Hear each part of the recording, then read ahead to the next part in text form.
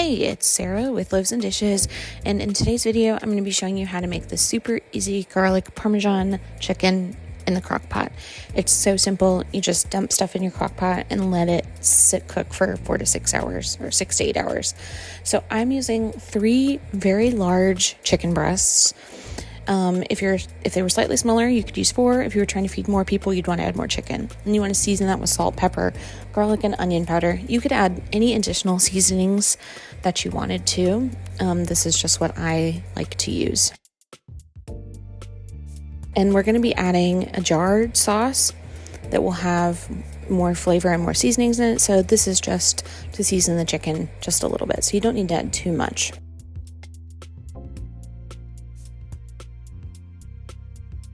And then you're going to add 1 can of cream of chicken soup.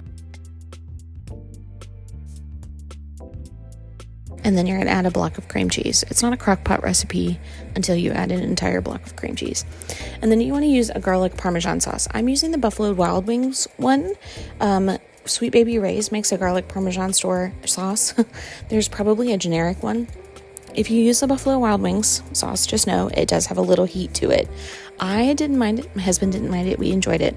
But just know. And then you want to fill that bottle up with water and pour the water in. Or you could use chicken stock. You want to cook that on low for 6 to 8 hours. And there it is. We served it over some pasta. It was absolutely delicious. And if you want to see more recipes, be sure to check out loavesandishes.net. And thanks for watching.